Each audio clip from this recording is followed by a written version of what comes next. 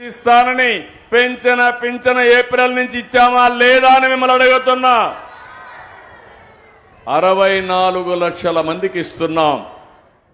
ఇంకో పక్కన ఆడబిడ్డలున్నారు. తల్లికి వందనం మొన్నే ఇచ్చా. ఎంతమంది పిల్లలుంటే అంతమంది పిల్లలకి 15,000 ఇచ్చామా లేదా అని అడుగుతున్నా. ఇచ్చుంటే గట్టిగా చప్పట్లు కూడా చెప్పండి. మీరు కూడా గుర్తుపెట్టుకోవాలి, ఏదో రాజకీయాల్లో మంచి ప్రభుత్వాన్ని అన్ని పనులు చేసినప్పుడు మాకు ప్రచారం చేసే బాధ్యత ప్రజలే తీసుకోవాల్సిన అవసరం ఉంది. మళ్ళీ మీ భవిష్యత్తుకు నాంది పలకాలన్నా, కంటిన్యూగా మంచి పనులు జరగాలన్నా ఎప్పటికప్పుడు ప్రజా చైతన్యం కూడా చాలా అవసరం అని చెప్పి నేను మీకు తెలియజేస్తున్నా. ఈరోజు అన్నదాత సుఖీభవ పథకం వచ్చిందా లేదా అని ఆడబిడ్డలు అడుగుతున్నా. మీ ఇంట్లో మగవాళ్ళకి అన్నదాత సుఖీభవ కింద కేంద్రం 2,000, మనం 5,000, 47 లక్షల మందికి 7,000 రూపాయలు చొప్పునేశాం. దీపం నేనే ఇచ్చా. వంట గ్యాస్ సిలిండర్లు మా తల్లిని చూసేవాణ్ణి. వంటింటికి పోతే, వంట రూములోకి పోతే బయట వస్తే కళ్ళల్లో నీళ్లు వచ్చేటివి. రోజంతా వంటగదిలో గడిపేవాళ్ళు. అది చూసిన తర్వాత నాకు అనిపించింది, నా తల్లి పడిన కష్టం నా ఆడబిడ్డలు కష్టపడకూడదని మొట్టమొదటిసారిగా దేశంలో దీపం కార్యక్రమం ప్రవేశపెట్టిన పార్టీ ఆ రోజు తెలుగుదేశం పార్టీ. ఈరోజు మళ్ళీ 2-3 గ్యాస్ సిలిండర్లు ఉచితంగా ఇస్తున్నా. అవునా కాదా అని అడుగుతున్నా. ఆనందంగా ఉన్నారా అని అడుగుతున్నా మిమ్మల్ని అందరినీ. మీ పిల్లలకు ఇప్పుడే బస్సు ఎక్కాం. బస్సులో నేను ఒక 10 మందితో మాట్లాడాను. 10 మందితో మాట్లాడితే పవన్ కళ్యాణ్ గారు కూడా మాట్లాడారు, లోకేష్ గారు మాట్లాడారు, మాధవ్ గారు మాట్లాడాం. అందరూ ఒకటే ఆనందంగా ఉన్నారు. ఈరోజు మాకు 1,500 నుంచి 2,000 రూపాయలు నెలకు భారం తగ్గుతా ఉంది, ఖర్చు తగ్గుతా ఉందని ఆడబిడ్డలు ఆనందపడే పరిస్థితికి వచ్చారు. అది ఈరోజు స్త్రీ శక్తి పథకం వల్ల లాభం అని చెప్పి కూడా నేను మీకు తెలియజేస్తున్నా. ప్రయాణం కూడా మన ప్రభుత్వం ప్రారంభిస్తుంది. ఈ పథకం మహిళలకు మరింత శక్తి సమకూరుస్తుంది. చదువుకునే దానికి, ఉద్యోగాల కోసం కానివ్వండి, ఈ స్త్రీ శక్తి పథకం ద్వారా మీకు భారం తగ్గిస్తుంది. ఈరోజు బస్సు ప్రయాణంలో మా అక్క చెల్లెలు, పెద్దమ్మ, చిన్నమ్మలతో మాట్లాడా. వాళ్ళందరితో మాట్లాడినప్పుడు నాకు అర్థమైంది, కనీసం నెలకి 1,500 రూపాయల భారం మీకు తగ్గుతుందని. 2019లో సంపూర్ణ మద్యపాన నిషేధం చేస్తానని ఒక రాక్షసుడు అన్నాడు. ఏకంగా అమ్ముతున్న మద్యం ఆరోగ్యానికి హానికరం అని అధికారులు అనేక సార్లు చెప్పినా ఏకంగా ధనదాహం కోసం విషం కంటే ప్రమాదమైన మద్యం అమ్మి ఏకంగా తాలిబొడు తెంపాడు ఆ రాక్షసుడు. మహిళల్ని ఏకంగా అగౌరవపరిచారు. నేను చూశాను, పాదయాత్రలో మహిళల్ని కలిశాను. మీరు పడుతున్న కష్టాలు చూసిన తర్వాతనే గౌరవ ముఖ్యమంత్రి గారిని, చంద్రబాబు నాయుడు గారిని, గౌరవ ఉప ముఖ్యమంత్రి గారు పవన్ కళ్యాణ్ గారికి కలిసి మనం బాబు సూపర్ 6 మేనిఫెస్టో కూడా రూపొందిస్తాం జరిగింది. సొంత చెల్లితో రాఖీ కట్టించుకోలేని అన్న మహిళలు సంక్షేమం గురించి మాట్లాడుతున్నారు. సొంత తల్లిపై కేసు గెలిస్తే వాళ్ళు సంబరాలు ఈరోజు చేసుకుంటే చాలా బాధ కలుగుతుంది.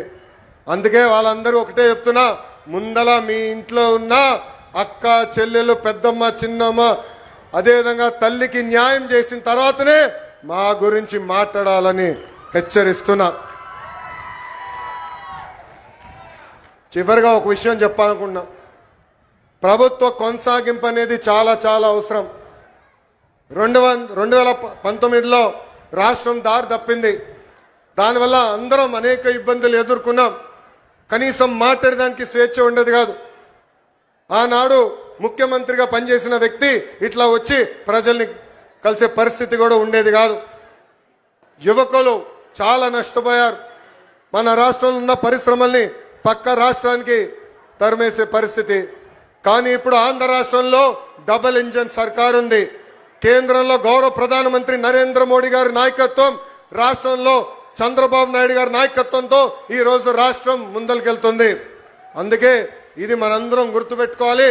మా ప్రభుత్వం కొనసాగింపు అనేది చాలా చాలా అవసరమని ఈ సభాముఖం మీ అందరు తెలుపుకుంటూ, చివరిగా మొన్న పహల్గాం దాడిలో ఉగ్రవాద ప్రయాణికులందరికీ 0 షేర్ టికెట్ జారీ చేసి ప్రయాణానికి అనుమతిస్తారు.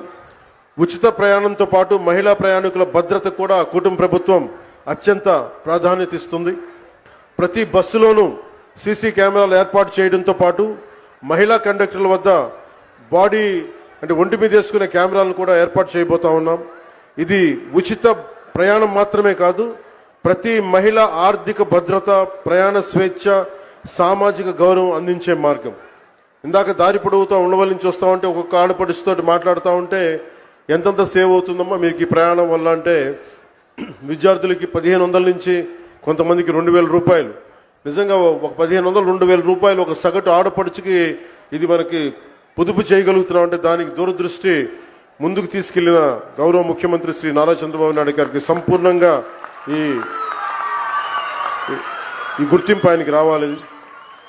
అలాగే మేమందరం ఈ రోజు ఇంత బలంగా చేయగలుగుతున్నాం, ఇంత ఇలాంటివి ఇన్ని పథకాలు ముందుకు తీసుకెళ్తున్నాం, పెట్టుబడులు ఆకర్షించగలుగుతున్నామంటే 2 కీలకమైనవి. ఒకటి, మీరు మా మీద భరోసా పెట్టారు. మేము ఎలక్షన్ సమయంలో మీకు చెప్పాం, మీరు చంద్రబాబు నాయుడు గారి మనకి నేతృత్వంలో ఉన్న కూటమి ప్రభుత్వాన్ని మీరు అండగా నిలబడండి, మేము మీకు అండగా నిలబడతాం. అలాగే భారతీయ జనతా పార్టీ మనకి ప్రధానమంత్రి గారి నేతృత్వంలో భారతీయ జనతా పార్టీ ఎన్డీఏ ప్రభుత్వం మీరు నిలబడండి, మేము మీకు అండగా ఉంటామని తెలియజేస్తే, అది మీరు మా మీద పెట్టిన భరోసా ఈ రోజున మీకు ఉచిత బస్సు ప్రయాణం తీసుకొచ్చింది. అలాగే భవిష్యత్తులో కూడా ఏమైతే మీకు హామీలు చేశామో మొత్తం సంపూర్ణంగా సాధ్యమైనంత మేరకు అన్ని రకాల కష్టాలని, అన్ని రకాల అవరోధాలని అధిగమించి మీకు అండగా ఉంటుంది కూటమి ప్రభుత్వం. చంద్రబాబు నాయుడు గారి నాయకత్వంలోని కూటమి ప్రభుత్వం అండగా ఉంటుందని తెలియజేసుకుంటూ, మాకు ఈ రోజున అమరావతి రాజధాని కావచ్చు, అలాగే వైజాగ్ స్టీల్ ప్లాంట్కి కూర్చోబెట్టిన నిధులు కావచ్చు, అనేక రకాలుగా పెట్టుబడుల ద్వారా మనకి ఆంధ్రప్రదేశ్ అభ్యున్నతికి, అభివృద్ధికి తోడ్పడుతున్న శ్రీ గౌరవ ప్రధానమంత్రి శ్రీ నరేంద్ర మోదీ గారి మార్గనిర్దేశకత్వంలో, నారా చంద్రబాబు నాయుడు గారి నాయకత్వంలో ఇంకా ఎన్నో పథకాలు, సేవలు ఈ కూటమి ప్రభుత్వం మీకు అందిస్తుంది. మీకు అండగా నిలబడతామని తెలియజేసుకుంటూ, మరోమారు 79వ స్వాతంత్ర దినోత్సవ సందర్భంగా మీ అందరికీ మరోమారు స్వాతంత్ర దినోత్సవ శుభాకాంక్షలు తెలియజేసి సెలవు తీసుకున్నాను. జై హింద్. ధన్యవాదములు సార్. ఆధునిక ఆంధ్రప్రదేశ్ శిల్పి, విజన్ కలిగినటువంటి నాయకుడు, రాష్ట్రాన్ని సాంకేతికత, పారిశ్రామికత, మౌలిక వసతులు 14 మాసాలు పూర్తయింది. రాష్ట్రంలో ఎన్ని సమస్యలు ఉన్నాయో ప్రతి ఒక్కరికి కూడా తెలుసు. అందులో గత 5 సంవత్సరాలు ఆర్థిక వ్యవస్థను పూర్తిగా చిన్నాభిన్నం చేసింది, రాష్ట్రాన్ని అప్పులమయం చేసింది, విపరీతమైనటువంటి అవినీతి కార్యక్రమాలు చేసి రాష్ట్రాన్ని పూర్తిగా భ్రష్టు పట్టించిన విషయం ప్రతి ఒక్కరికి తెలుసు. నేను ఇన్నిసార్లు శాసనసభ్యుడిగా అయ్యాను, ప్రభుత్వాల్లో కూడా ఉన్నాను. ఈ ఇబ్బందుల్లో, ఈ ఆర్థిక కష్టాల్లో, ఎన్నికల్లో మేము ఇచ్చినటువంటి హామీలు ఇంత తొందరగా నెరవేర్చగలుగుతామని చెప్పి నేను ఎప్పుడు కల్లో కూడా అనుకోలేదు. అయితే ఆంధ్రప్రదేశ్ ప్రజల అదృష్టం ఏమిటంటే, సమర్థవంతమైనటువంటి నాయకుడు చంద్రబాబు నాయుడు గారు ముఖ్యమంత్రి కావడం, కేంద్రంలో కూడా మనం సపోర్ట్ చేసినటువంటి ప్రధానమంత్రి గారు ఉండడం, వీళ్ళిద్దరి కలయికతో మనం ఊహించిన దానికంటే ఈ 14 మాసాల్లో ఈ రాష్ట్రాన్ని గాడిలో పెట్టడం కాకుండా ఎలక్షన్లలో ఇచ్చినటువంటి హామీలు, అందులో ప్రధానంగా ఎన్డీఏ పార్టీలు ఇచ్చినటువంటి హామీ సూపర్ 6. నేను ఎంత గర్వంగా చెప్తున్నానంటే, సూపర్ 6 లో 90% హామీలన్నీ కూడా పూర్తి చేశాం. ఈరోజు 3,000 పెన్షన్ 4,000 కానీ 6,000 కానీ 10,000 కానీ 15,000 కానీ పెన్షన్ 1వ తారీఖు టెన్షన్ గా ఇస్తున్నాం. ప్రతి మహిళకి 3 గ్యాస్ సిలిండర్లు ఇస్తున్నాం. అదేవిధంగా నిన్న లేదు మొన్న మా యువ నాయకుడు లోకేష్ బాబు గారి ఆధ్వర్యంలో తల్లికి వందనం ఎవ్వరూ ఊహించలేదు. ఎంతమంది పిల్లలుంటే అంతమందికి ఇచ్చాం.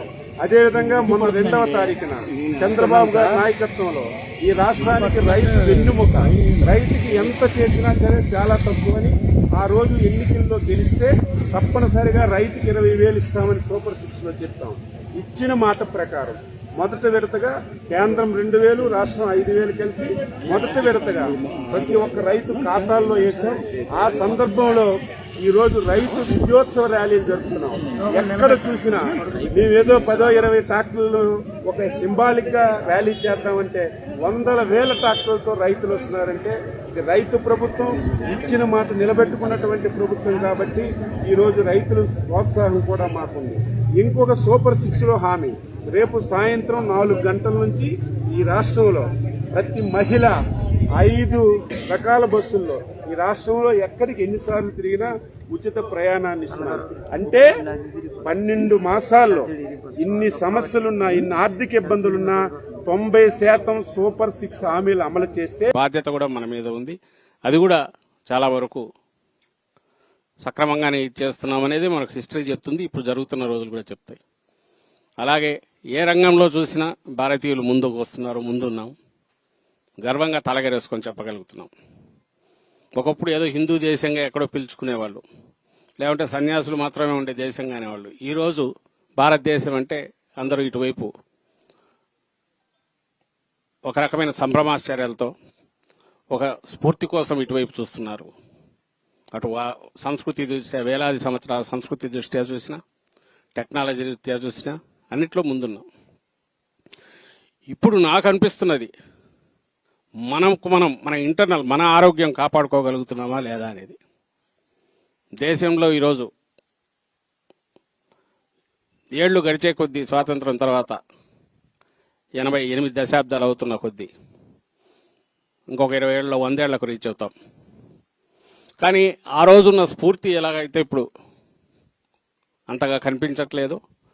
వ్యవస్థలన్నీ కూడా యాంత్రికంగా తయారైన నేపథ్యం కూడా ఇప్పుడు దేశంలో కనిపిస్తుంది. ముఖ్యంగా ఒక బాధ్యత కలిగిన రాజకీయ పార్టీ ప్రతినిధిగా చెప్తున్నా, రాజకీయ పార్టీలు జవాబుదారీతనం తగ్గుతోంది. నేను ఎందుకు ఈ మాట అంటున్నానంటే, వైఎస్ఆర్ కాంగ్రెస్ పార్టీ జగన్మోహన్ రెడ్డి గారు తన తండ్రి దివంగత మహానేత రాజశేఖర రెడ్డి గారి ఆశయాలతో ప్రారంభించిన రోజు నుంచి విలువలు, విశ్వసనీయత, జవాబుదారీతనం ఈ మూడింటి మీద స్ట్రెస్ చేస్తూనే వస్తున్నారు. అందువల్ల వాటి విలువ మాకు తెలుసు, మనకు తెలుసు, వైఎస్ఆర్ కాంగ్రెస్ పార్టీకి తెలుసు. అవి సక్రమంగా, ఇవి ఎవరో మనకు మీద పెట్టేవి కాదు, మనకు మనం పెట్టుకోవాల్సినవి. అందుకే ఆ రోజు నుంచి ఈ రోజు వరకు మనం గమనిస్తే జగన్మోహన్ రెడ్డి గారు ఒక్కటే అడుగుతున్నారు, ప్రజలకు మనం జవాబుదారీతనంగా ఉండాలి. మనం ఏ మాట చెప్పినా పొల్లుపోకుండా అమలు చేయగలగాలి. చెప్పలేనిది చేయలేనిది చెప్పకూడదు. అలాగే వ్యవస్థలను ఆరోగ్యకరంగా ఉంచాలి. వాటి ఆరోగ్యం చెడిపోకుండా చూసుకోవడం కూడా మన బాధ్యతే. బాధ్యతారాహిత్యం అంటే ఏంటంటే వ్యవస్థలను వాడుకోవడం తాత్కాలికమైన వాటి కోసం. ఇవి ఈరోజు ప్రస్ఫుటంగా కనిపిస్తున్నాయేమో అని అనిపిస్తుంది. మన కళ్ళ ముందే జరుగుతున్న వాటి నేను వివరాల జోలికి ఇది పోదలుచుకోలేదు, ఎందుకంటే సందర్భం కాదు.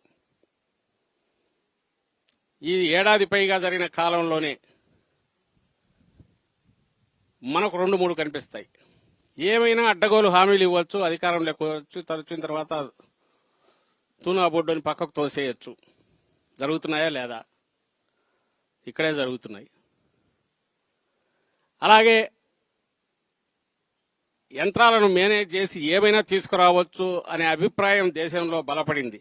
ఈ విషయంలో చెప్తున్నా, ఆన్సర్ లేదు, తోసిపారేస్తున్నారు కానీ దానికి ఎవరు ఆన్సర్ ఇవ్వట్లే. ఈ రాష్ట్రంలోనే ఓటింగ్ పూర్తి అయిన